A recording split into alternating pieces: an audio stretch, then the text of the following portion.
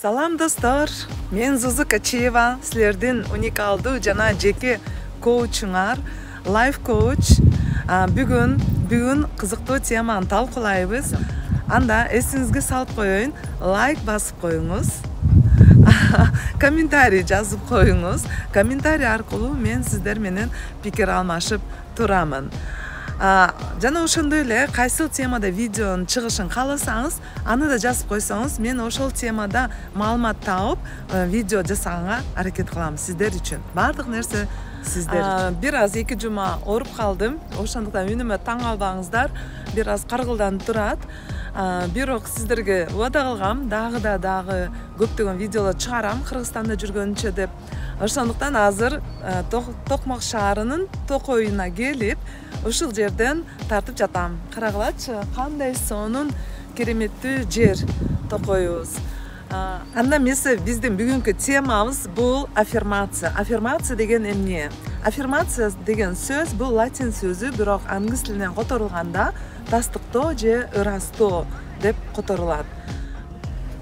Демек, бул позитивдүү билдирүү жана кыска сөздөр менен өзүн ишендирүүчү же ынандыруучу сөздөр деп айтсак болот.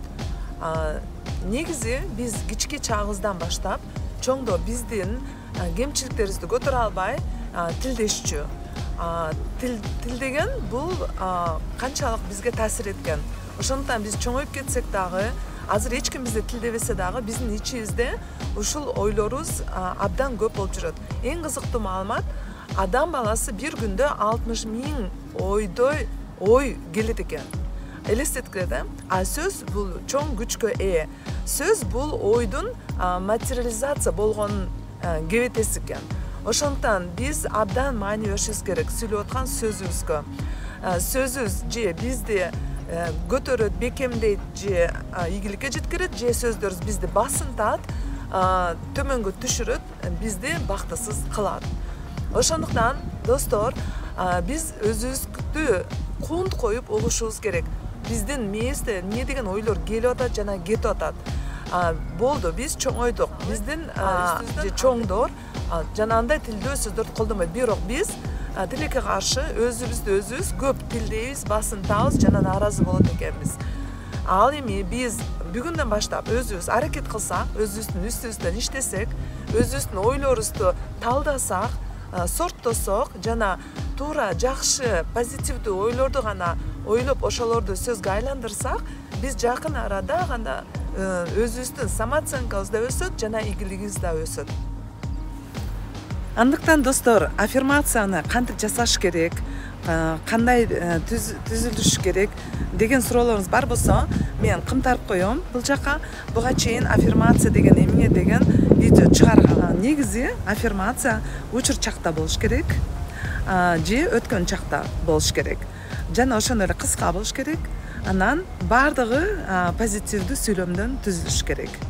Отрицалдуу сөздөр болбош керек да.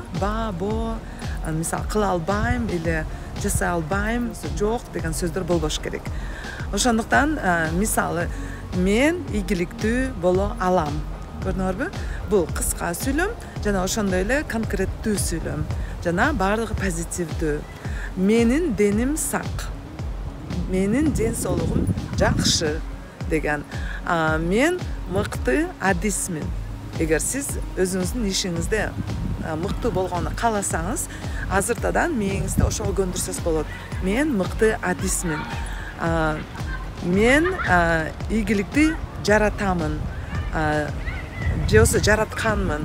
Мен ийгиликтүү адаммын. Анан мисал катары сиздерге бир 3 мисалды келтирип кетейин. Кандай сөздөрдү биз көп колдонобуз? Биринчи мисал, биз керек деген сөздү көп колдонобуз. Ар дайым буну кылыш керек, буну жасаш керек, буну алып барыш керек.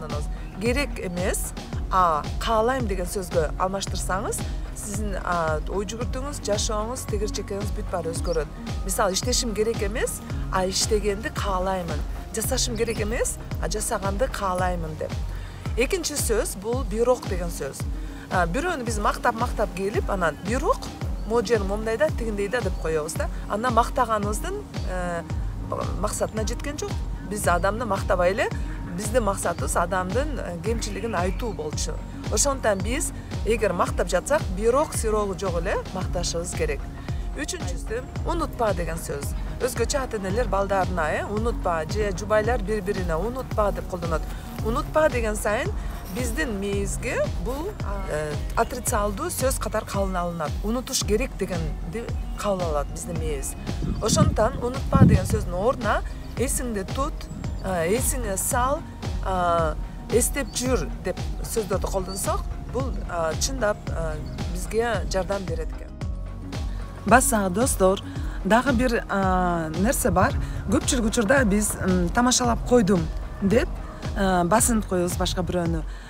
Же өзүбүздү дагы өзүбүз жөнүндө терс нерселерди айтып коебуз, эмне десе тамашалап койдум дейбиз. А биздин мээз тамашалап койду дегенди түшүнбөйт. Ал ошол чындык боюнча кабыл алат. Ошондуктан биз тамашаласак да, сүйлөсөк да сөздөрдү тандап сүйлөшүбүз керектигин дагы бир жолу себеби. Экинчи себеп, биз адам менен сүйлөшүп жатканда күнөөлөп сүйлөшкөндөй болобуз. Суроону бергенде эмнеге ошонттиң, эмнеге минттиң, эмнеге тигинтиң дегенде адам актанганга туура келет. Андан көрүүчү эмнеге деген сөздүн ордуна биз эмне болду айтып берчи десек, адам өзү кааласа айтып берет, каалабаса айтып бербейт. Ал анын эрки.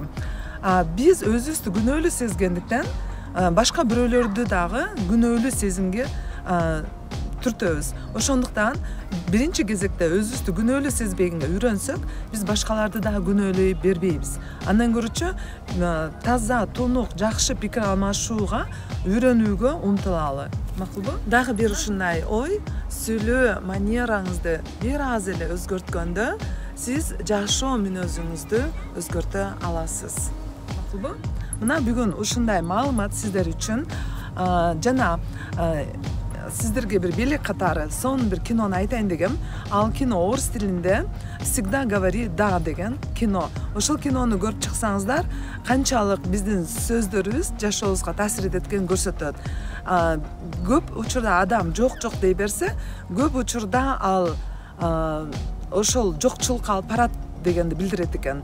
Эгер ар бир мүмкүнчүлүккө, ар бир нерсеге, ар бир айткан сөзгө ооба десек, демек биз молчулукка, барчылыкка өзүбүздү даярдап ошого умтулат экенбиз. Ошондуктан бул кинону сиздерге сунуштайм. Көрүп көрүңүздөр, комментарийге жазыңыз. Эгер көргөн болсоңуз, кайсыл ойлор кинодон жакты, жана эгер көрө элек болсоңуз, көргөндөн кийин да жазып койсоңуз кубанычта боломун. Анда көрүшкөнчө сак саламатта болуңуздар. Силер менен Зузу Качиева, Life Coach.